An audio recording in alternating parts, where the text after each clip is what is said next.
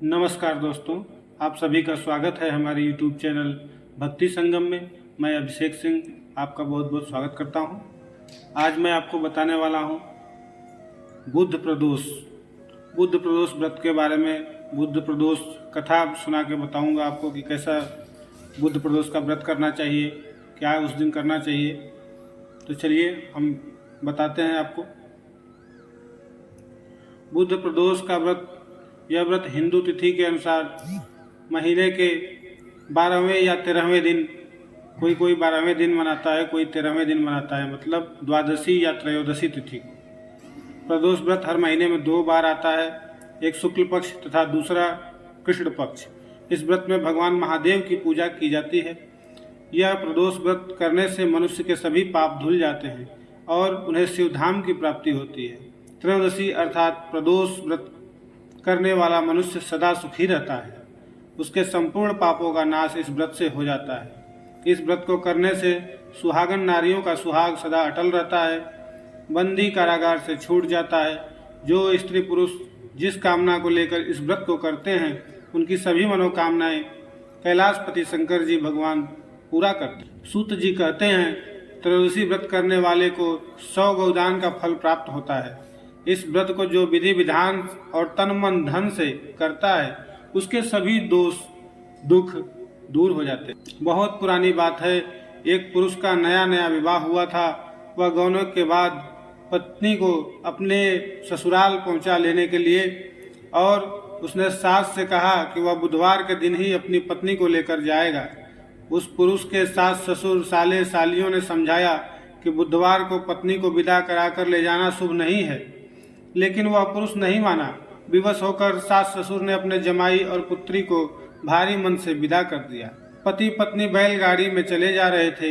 एक नगर के बाहर निकलते ही पत्नी को प्यास लगी। पति लोटा लेकर पत्नी के लिए पानी लेने गए। जब वह पानी लेकर लौटा, तब उसने देखा कि उसकी पत्नी पराये व्यक्ति द्वारा लाए लोटे से पानी पीकर हंस हंस कर बात कर रही थी। वह पराया पुरुष उसी व्यक्ति की शक्ल सूरत वाला था। ऐसा देखकर वह व्यक्ति पराया व्यक्ति से आग बबूला होकर लड़ाई करने लगा। धीरे धीरे वहां काफी भीड़ एकत्रित हो गई और सिपाही भी आ गए। सिपाही ने स्त्री से पूछा कि सच सच बताओ कि तुम्हारा पति इन दोनों में से कौन है। लेकिन वह स्त्री चुप रही, क्योंकि दोनों ही व्यक्ति हमशक्ल थे। बीच रहा अपनी पत्नी को लुटा देखकर वह व्यक्ति मन ही मन शंकर भगवान से प्रार्थना करने लगा, हे भगवान, मुझे और मेरी पत्नी को इस मुसीबत से बचा लो। मैंने अपनी पत्नी को बुधवार के दिन विदा कराकर जो अपराध किया है, उसके लिए मुझे क्षमा कर दो। भविष्य में मैं ऐसी गलती कभी नहीं करूंगा। भगवान शिव उसकी प्रार्थना से द्रवित हो गए और दूसरा व्यक्ति उसी समय कहीं अंतर्ध्यान हो गया। इसके बाद वह अपनी पत्नी के साथ सही सलामत अपने नगर पहुंच गया। इसके बाद से दोनों पति पत्नी नियम पूर्वक बुधवार के दिन प्रदोष व्रत को करने लगे। बुद्ध प्रदोष व्रत करने की विधि, इस दिन सुबह स्नान आदि कर निवृत्त हो जाएं। स्नान के बाद साफ और स्वच्छ वस्त्र धारण करें। मंदिर में भगवान शिव के सामने दीप प्रज्वलित करें तथा भोलेनाथ के मंत्रों का जाप कर जलाभिषेक करें, और साथ ही माता पार्वती और विघ्नहर्ता भगवान गणेश की भी पूजा अर्चना करें। फिर प्रदोष काल से पहले स्नान कर श्वेत वस्त्र धारण करें। प्रदोष काल अर्थात संध्या का काल, जिस टाइम सूर्य अस्त हो जाता है और थोड़ा उजाला रहता है, उसे ही प्रदोष काल कहा गया है। ये वस्त्र आपके एकदम स्वच्छ होने चाहिए।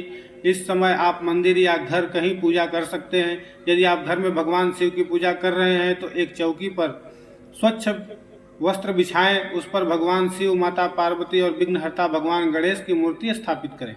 ध्यान रहे, पूजा के समय चौकी पर शिवलिंग जरूर स्थापित करें। तो ये था दोस्तों बुद्ध प्रदोष व्रत की कथा। अगर वीडियो पसंद आया हो तो वीडियो को लाइक करें, शेयर करें और सब्सक्राइब करें। साथ ही कमेंट में हर हर महादेव जरूर लिखें।